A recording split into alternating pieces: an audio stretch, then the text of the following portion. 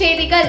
புதுச்சேரியில் தங்கள் வசிக்கும் வீட்டு அருகே பள்ளம் தோண்டி ஜீவ சமாதி அடையும் போராட்டத்தில் ஈடுபட்டிருந்த 10க்கும் மேற்பட்டோர் காவல்துறையினர் குழியில் இருந்து தூக்கி வலுக்கட்டாயமாக தரத்தரவனை இழுத்து சென்று கைது செய்தால் பரபரப்பு ஏற்பட்டது. புதுச்சேரியில் டெங்கு பரவல் அதிகரித்து வரும் நிலையில் கொசு மருந்து தெளிக்கும் பணிகளை தீவிரப்படுத்துமாறு முதல்வர் ரங்கசாமி அதிகாரிகளுக்கு உத்தரவிட்டுள்ளார். புதுச்சேரி ஆளுங்கட்சி சட்டமன்ற உறுப்பினரின் ஆதரவாளரும் பிரபல ரவுடியுமான பாபுவை 5 பேர் கொண்ட கும்பல் சரமாரியாக வெட்டி படுகொலை செய்த சம்பவம் பரபரப்பை ஏற்படுத்தியுள்ளது. புதுச்சேரியில் தங்கள் வசிக்கும் வீட்டு அருகே பள்ளம் தோண்டி ஜீவ சமாதி அடையும் போராட்டத்தில் ஈடுபட்டிருந்த 10க்கும் மேற்பட்டோர் காவல்துறையினர் குழியில் இருந்து தூக்கி வலுக்கட்டாயமாக தரத்தரவனை இழுத்து சென்று கைது செய்தால் பரபரப்பு ஏற்பட்டது. புதுச்சேரி அடுத்த அரியாங்குப்பம் செட்டிக்குளம் பகுதியில் 11 வீடுகளில் சேர்ந்த பொதுமக்கள் 40 வருடங்கள் வசித்து வருகின்றனர். இந்த நிலையில் அரியாங்குப்பம் வீராம்பட்டினம் சாலை விரிவாக்கம் பணி நடைபெற உள்ளதையொட்டி செட்டிக்குளம் பகுதியில் வசிக்கும் இந்த 18 வீடுகளை காலி செய்ய அரியாங்குப்பம் பஞ்சாயத்து அதிகாரி உத்தரவளித்து நோட்டீஸ் வழங்கப்பட்டுள்ளது. இந்த நிலையில் அப்பகுதி மக்கள் தங்களுக்கு உரிய இடத்தை ஒதுக்கி தர வேண்டும், தாங்கள் வசிக்கும் பகுதியில் பின்புறம் உள்ள புறம்போக்கு இடத்தை ஒதுக்கி தர வேண்டும் என பலதரப்பட்ட முறையில் அரசுக்கு மனுவாக கொடுக்கப்பட்டு எவ்வித நடவடிக்கையும் எடுக்கப்படவில்லை என கூறப்படுகிறது.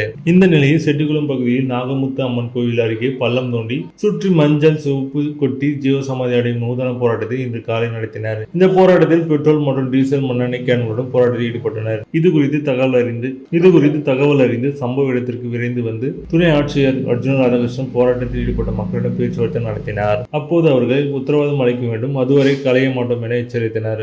ஒரு கட்டத்தில் நீங்கள் களையவில்லை என்றால் காவல்துறை நடவடிக்கை எடுக்கும் என்று கூறியதுடன் போராட்டத்தில் ஈடுபட்டவர்கள் தங்கள் கையில் வைத்திருந்த பெட்ரோல் டீசல் தங்கள் மேல் ஊற்றிக்கொண்டனர். இதை பார்த்ததும் போலீசார் உடனடியாக வயதானவர்கள் என்பதை கூட பார்க்காமல் அனைவரையும் குழியில் இருந்து வலுக்கட்டாயமாக தூக்கி தரத்தர இழுத்து சென்று கைது செய்தனர்.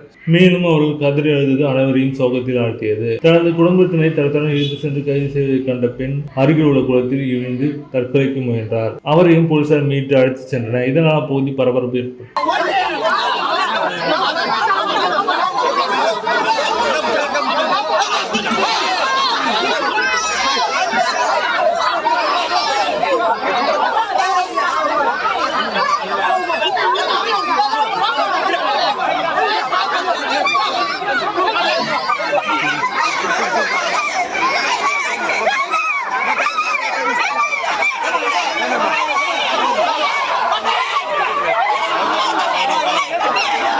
புதுச்சேரியில் டெங்கு பரவல் அதிகரித்து வரும் நிலையில் கொசு மருந்து தெளிக்கும் பணிகளை தீவிரப்படுத்துமாறு முதல்வர் ரங்கசாமி அதிகாரிகளுக்கு உத்தரவிட்டுள்ளார். புதுச்சேரி டெங்கு காய்ச்சல் பரவலை கட்டுப்படுத்த மேற்கொள்ளப்பட்டுள்ள நடவடிக்கை குறித்து முதல்வர் ரங்கசாமி அதிகாரிகளுடன் ஆய்வுக் கூட்டத்தை நடத்தினார். வணிக வரித்துறை கருத்தரங்கத்தில் நடந்த கூட்டத்தில் டெங்கு காய்ச்சல் பரவலை கட்டுப்படுத்துவது இதுவரை மேற்கொள்ளப்பட்ட நடவடிக்கை குறித்து முதல்வரிடம் அதிகாரிகள் விளக்கினர். அதிகாரிகள் கருத்தை கேட்ட முதல்வர் டெங்கு காய்ச்சல் தடுக்க அனைத்து நகரம் மற்றும் கிராம பகுதி முழுவதும் தூய்மை பணிகளையும் மருந்து தெளிக்கும் பணியை தீவிரப்படுத்துமாறு அறிவுறுத்தினார். கூட்டத்தில் ஆணையர் மற்றும் அரசு செயலர் ராஜு, மாவட்ட ஆட்சியர் குலோத்தங்கன், சுகாதாரத்துறை பொறுப்பு இயக்குநர் செவ்வேல், விசிஆர்சி விஞ்ஞானி ஸ்ரீராம், சுகாதாரத்துறை தற்காப்பு செயலர் முருகேசன் உள்ளிட்டோர் கலந்து கொண்டனர்.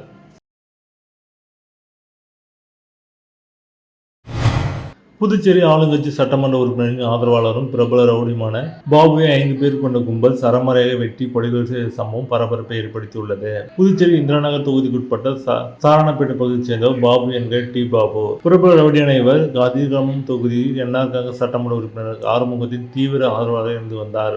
பாபுவின் மீது பல்வேறு காவல் நிலையங்களில் 5க்கும் மேற்பட்ட வழக்குகள் உள்ளது. இந்த நிலையில் இவர் ரவுடி தொழிலை கைவிட்டு மேட்டுப்பாளையம் தொழிற்படியில் உள்ள கம்பெனிகளில் டீ கான்ட்ராக்ட் எடுத்து காலை மாலை என இருவேளை அங்கு கம்பெனி டீ சப்ளை செய்து வந்தார்.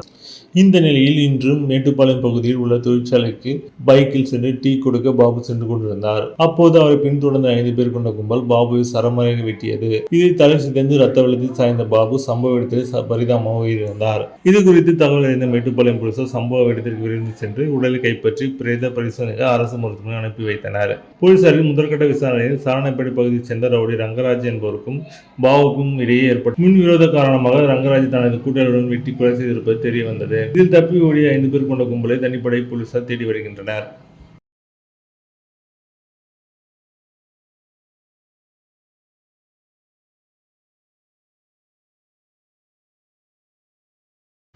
புதுச்சேரி மாநில உள்துறை அமைச்சர் நமச்சிவாயத்துக்கு டெங்கு காய்ச்சல் பாதிப்பு உறுதி செய்யப்பட்டுள்ளது.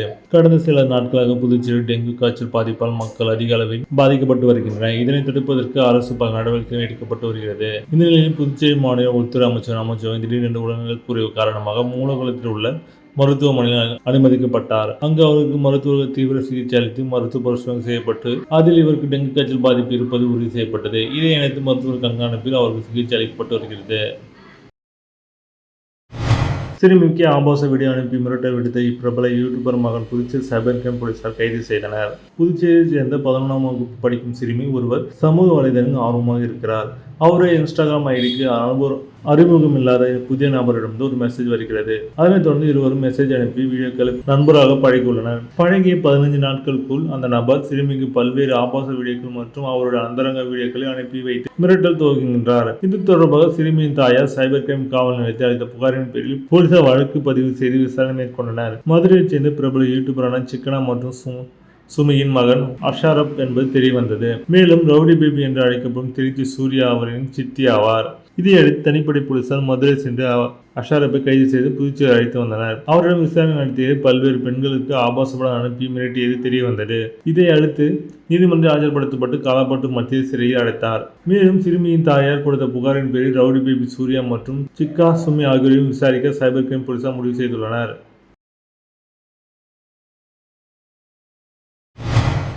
ராகுல் காந்தி காங்கிரஸ் கட்சியில் தவழும் குழந்தையாக இருந்து வருகிறார் என்று புதுச்சேரி பிஜேபி தலைவர் செல்வ கணபதி விமர்சனம் செய்துள்ளார். இடஒதுக்கீடு குறித்து அவதூறு கருத்துக்களை ராகுல் காந்தி பரப்பி வருவதாக கூறியும் ராகுல் காந்தியை கண்டித்தும் புதுச்சேரி பாஜக ஓபிஎஸ் அணி சார்பில் கண்டன ஆர்ப்பாட்டம் இந்திரா காந்தி சிலை சதுக்குமார் அருகே நடைபெற்றது. பிஜேபி ஓபிஎஸ் அணி தலைவர் நாகராஜன் தலைமையில் நடைபெற்ற கண்டன ஆர்ப்பாட்டத்தில் சிறப்பு விருந்தினராக கலந்து கொண்ட புதுச்சேரி பிஜேபி தலைவர் செல்வ கணபதி கண்டன உரையாற்றினார். ஆர்ப்பாட்டத்தில் பேசிய செல்வ கணபதி எம்பி ராகுல் காந்தி வெளிநாடு செல்லும் போதெல்லாம் இடஒதுக்கீடு குறித்து கருத்துக்களை பரப்பி வருகிறார். காங்கிரஸ் கட்சியினர் அவர் குழந்தையாக இருந்து வருகிறார். என்ன பேசுவது என்று தெரியாமல் அவர் பேசுவதை கடுமையாக விமர்சனம் செய்தார். தொடர்ந்து போராட்டத்தில் கலந்து கொண்ட 100க்கும் மேற்பட்ட புதுச்சேரி பாஜக சேர்ந்த பல்வேறு அணியினர் ராகுல் காந்தி கண்டித்து கண்டன கோஷங்களை எழுப்பினர்.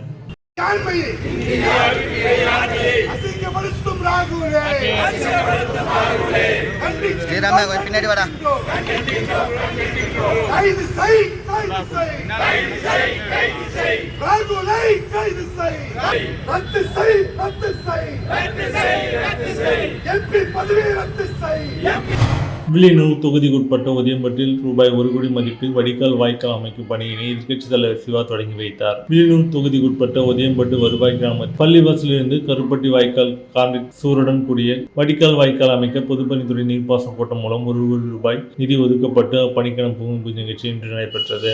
இதில் தொகுதி சட்டமன்ற உறுப்பினரும் சட்டமன்ற எதிர்க்கட்சித் தலைவருமான சிவா கலந்து கொண்டு வடிகால் வாய்க்கால் அமைக்கும் பணியினை பூஜை செய்து தொடங்கி வைத்தார். அந்த நிகழ்ச்சியில் பொதுப்பணித்துறை அதிகாரிகள், தொகுதி திமுக நிர்வாகிகள் உட்பட பலர் கலந்து கொண்டனர்.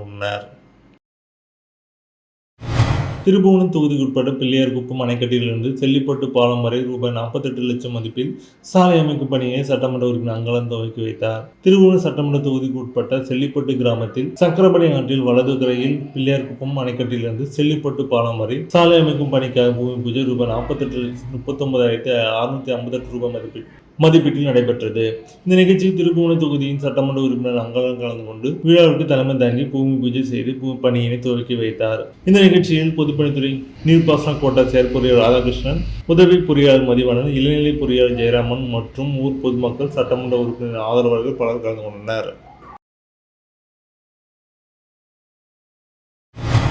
சேதராப்பட்டில் புதுப்பிக்கப்பட்ட அரசு கிளை நூலக கட்டிடத்தை அமைச்சர்கள் சாஜி சரவணகுமார், திருமுருகன் ஆகியோர் திறந்து வைத்தனர். புசுடு சட்டமன்ற தொகுதிக்கு உட்பட்ட சேதராப்பட்டு பகுதியில் புதுப்பிக்கப்பட்ட அரசு கிளை நூலக கட்டிட திறப்பு விழா நடைபெற்றது. கலை பண்பாட்டுத்துறை அமைச்சர் திருமுருகன், சட்டமன்ற உறுப்பினரும் ஆதி திராவிட நலத்துறை அமைச்சருமான சரவணகுமார் ஆகியோர் சிறப்பு விருந்தினர் கலந்து கொண்டு நூலகத்தை திறந்து வைத்தனர். இந்த நிகழ்ச்சியில் கலை பண்பாட்டுத்துறை அரசு செயலர் நெடுஞ்செழியன், இயக்குநர் கலைபெருமாள் மற்றும் தொகுதி பாஜக நிர்வாகிகள் உட்பட பலர் கலந்து கொண்டனர். இதில் வேலை வாய்ப்பு வழிகாட்டி புத்தகங்களுக்கான பிரிவு, வலைதள உளவுதல் பிரிவு, பெண்கள் படிப்பதற்கான புத்தகங்கள், சிறுவர் பிரிவு பாட புத்தகங்கள், நாவல்கள் மற்றும் சிறுகதை புத்தகங்கள், கணினி வாயிலாக போட்டித் தேர்வு புத்தகங்களை படிக்கும் வசதி என ஏராளமான வசதிகள் ஏற்படுத்தப்பட்டுள்ளன.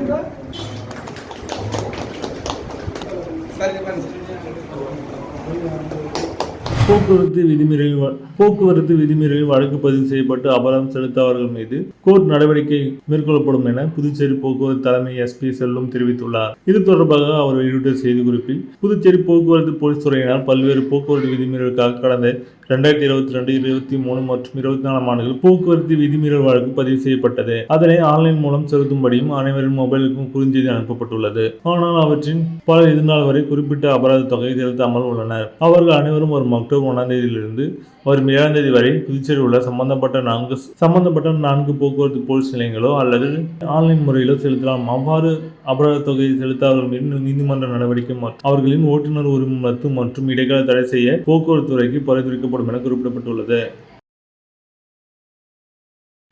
தொண்டமானத்தம் தீபாவளி அரசு உதவி பெறும் உயர்நிலைப் பள்ளியில் மாணவர்களுக்கு இலவச ரெயின்கோட் மற்றும் மிதிவண்டியினை அமைச்சர் சரவணகுமார் வழங்கினார். ஊசுடு சட்டமன்ற தொகுதிக்கு உட்பட்ட தொண்டமானத்தம் பகுதியில் இயங்கி வரும் தீபாவளி அரசு உதவி பெறும் உயர்நிலைப் பள்ளியில் மழைக்கோட் மற்றும் மிதிவண்டி வழங்கும் விழா நடைபெற்றது. விழாவிற்கு தொகுதியின் சட்டமன்ற உறுப்பினரும் ஆதிதிராவிட நலத்துறை அமைச்சருமான சரவணகுமார் கலந்து கொண்டு விழாவில் தலைமை தாங்கி பள்ளி மாணவ மாணவிகள் மிதிவண்டி மற்றும் மழைக்கோட் வழங்கி நிகழ்ச்சியை தொடங்கி வைத்தார். இந்த நிகழ்ச்சியில் பள்ளியின் தலைமை ஆசிரியர்கள் மற்றும் பொதுமக்கள் என ஏராளமானோர் கலந்து கொண்டனர். புதுச்சேரி பிரம்மோற்சவ விழாவை ஒட்டி புதுச்சேரியில் திருப்பதி சிறப்பு PRTC பஸ்கள் இயக்கப்படுகின்றன. திருப்பதி வெங்கடேச பெருமாள் கோவிலில் பிரம்மோற்சவ விழா நாளை 27ஆம் தேதி துவங்கி அக்டோபர் 7ஆம் தேதி வரை நடக்கிறது. இதற்காக புதுச்சேரியிலிருந்து திருப்பதிக்கு PRTC சிறப்பு பஸ் தினமும் புதுச்சேரியிலிருந்து இரவு 9:30 மணிக்கும் அதேபோல் திருப்பதியிலிருந்து தினமும் காலை 8:30 மணிக்கும் புறப்படுகிறது. இதில் பயணம் செய்யும் பயணிகள் முன்பதிவு கட்டணத்துடன் சேர்ந்து ரூபாய் 290 செலுத்த வேண்டும். பயணம் செய்ய விரும்பும் பயணிகள் புதுச்சேரி பஸ் நிலையத்தில் உள்ள PRTC பயணச்சீட்டு முன்பதிவு மையத்தில் பெற்றுக்கொள்ளலாம். மேலும் பஸ் இந்தியா செயலியின் வழியாக முன்பதிவு செய்து கொள்ளலாம். இத்தகவலை PRTC முன்பதிவு அலுவலகம் அதிகாரி தெரிவித்துள்ளார்.